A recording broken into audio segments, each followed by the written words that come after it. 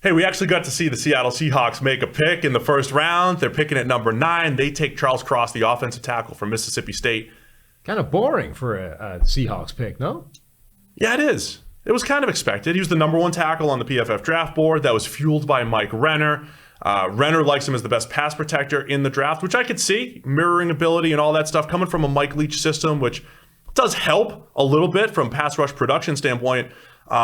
Question marks in the run game. That's why I guess it's a little surprising with Seattle. They love the run game. And Charles Cross is just a projection there. He hasn't run blocked more than 300 times in his career. And even then, those run plays, Mike Leach's system. Well, not just pretty simple, but Mike Leach's system, it's like we only run when you give us the looks to run, right? So by definition, he is run blocking, technically, quote unquote run blocking on plays where there's a stupidly light box and they're only running it because there's a gap. Yeah, oh, absolutely. I mean, Cross, body type wise, kind of looks like Dwayne Brown, the left tackle that just left Seattle right now. There's a lot to like about him. He had a breakout 2021 season, but there's also some risk attached to Cross as well. We'll get to my model in a bit, but good. Seattle, huge need at tackle, and they'll fill it here with Charles Cross, who'll step in at left tackle for them. Yeah, and this now makes 2 teams inside the top 10 that we thought might go QB. They didn't, right? And 2 teams that needed them. Carolina, desperate needed quarterback, took a player at 6 instead of a player. Took a non-quarterback at 6.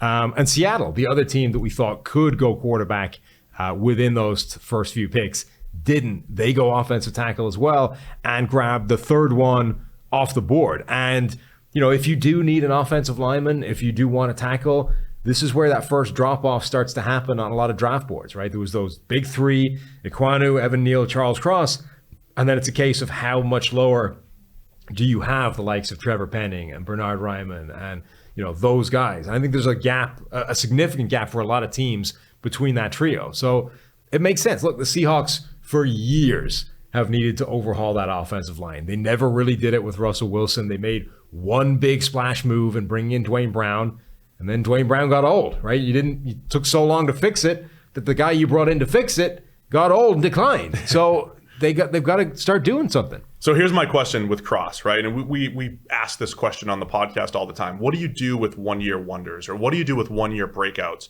Because in 2020, Charles Cross had a 64 overall grade. And the thing that we're saying he's really good at, pass blocking, 60 grade. Right. Now, he improved across the board, run block, pass block, whatever. In the movement skills, the mirroring skills, he looks fantastic.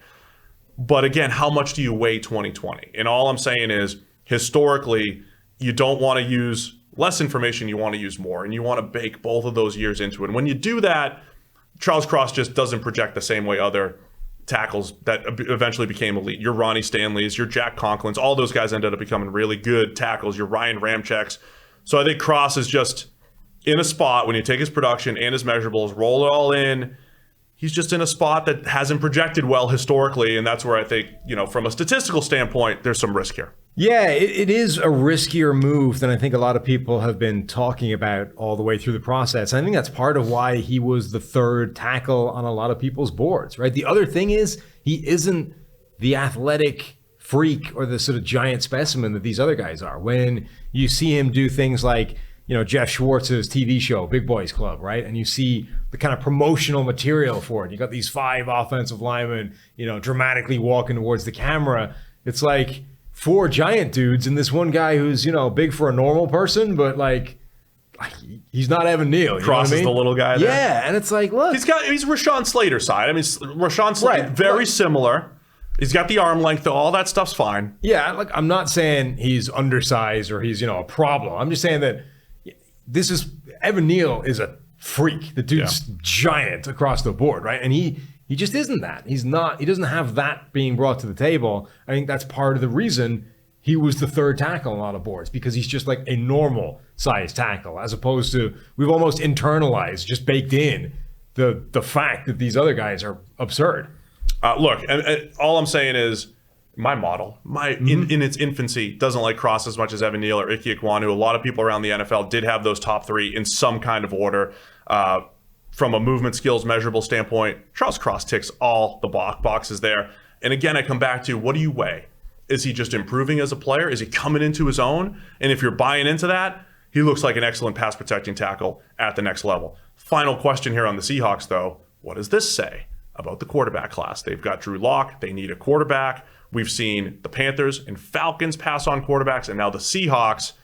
So we didn't see a quarterback go in the top 10. Yeah, I mean, look, I think across the board, every single move this offseason has said that this is a bad quarterback class that nobody likes, right?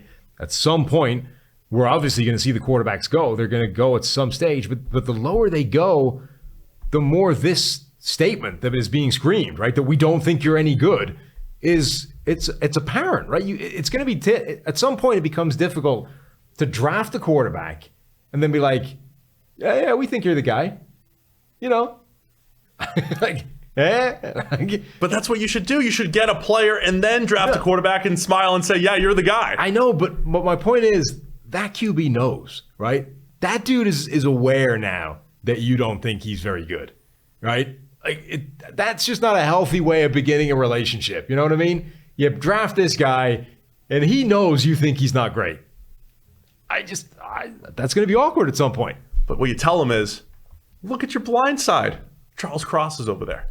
Maybe the best pass protector in the entire draft.